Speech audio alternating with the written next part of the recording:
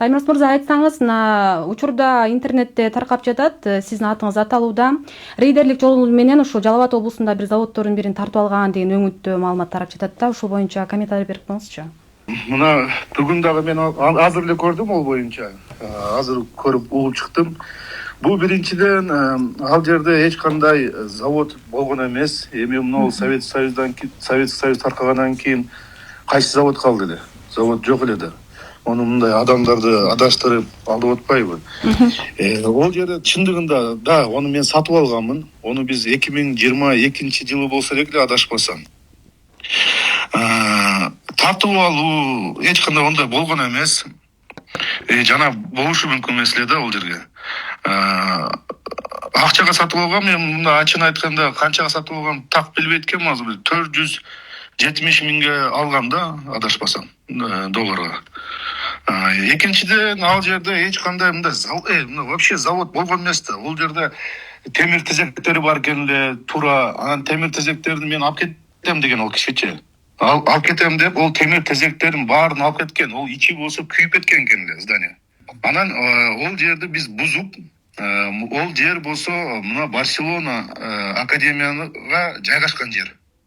41 сотик жер. Ошо жерге биз мектеп курайык деген план болгон. Мектеп куруп, ошону мектепте өткүзүп беребиз деген ниет болгон. Сиз ал адамды тааныйсыз да негизи? Таныйм. Ол менен биз бир ушу содак сүйлөшүп атканда бир 3-4 жолу жолукканбыз.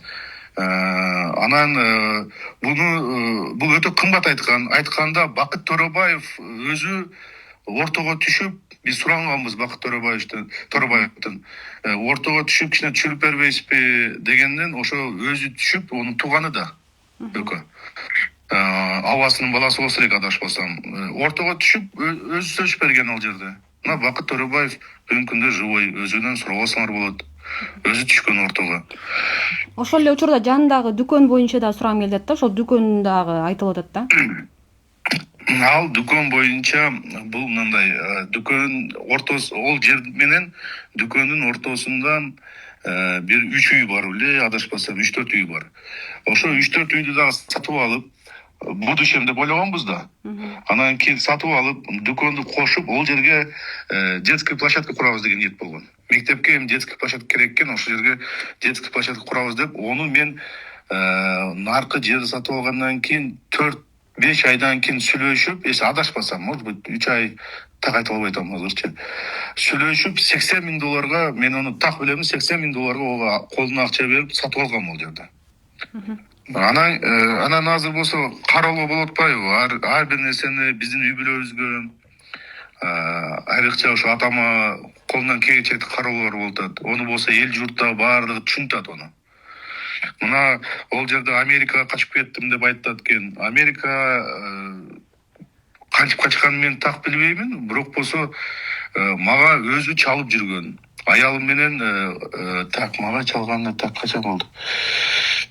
1-2 жыл болуп калды, чалып аялы менен урушуп атамын, тоболтам, Томас ортого түшүп берип, сүйлөшүп бербейсиңби?